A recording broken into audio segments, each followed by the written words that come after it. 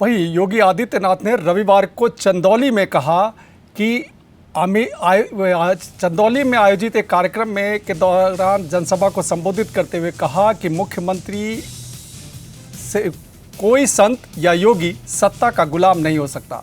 CM योगी ने कहा कि देश इसलिए गुलाम हुआ क्योंकि विदेशी आक्रांता समाज को बांटने में सफल हुए।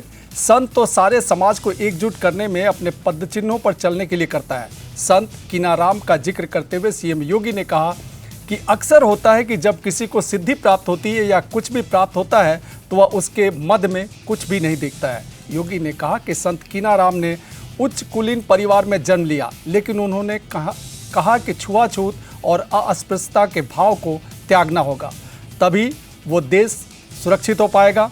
उन्होंने दलित, वनवासी और आदिवासी समाज के लोगों को बड़ी संख्या में अपने विशिष्य के रूप में स्वीकार करना शुरू किया।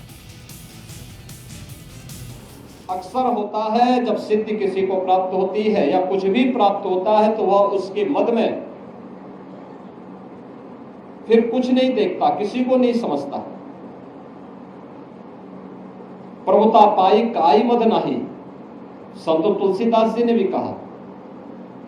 लेकिन बाबा ने अपनी साधना का उपयोग, इस सिद्धि का उपयोग राष्ट्र के कल्याण के लिए किया, लोक कल्याण के लिए किया।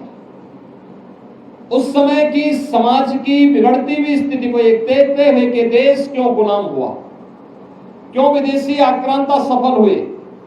एक तरफ उन्होंने समाज को जोड़ने का काम किया, दलितों को, आदिवासियों को, वनवासियों को, गिरवासियों को बिना भेदभाव से मुक्त एक ऐसे समाज की स्थापना का अलग जगाया था जो एक अघोराचार्य को ही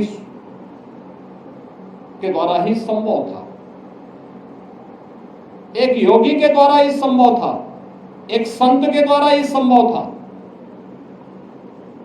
उच्च कुलीन परिवार में जन्म लिया, लेकिन उन्होंने कहा नहीं, छूआछूत और अस्पृश्यता के भाव को त्यागना होगा, तभी ये देश सुरक्षित हो पाएगा। और यहाँ के दलितों को, वनवासियों को, यहाँ के जनजातीय समुदाय को उन्होंने बड़ी संख्या में अपने शिष्य के रूप में स्वीकार करते हुए उनके जीवन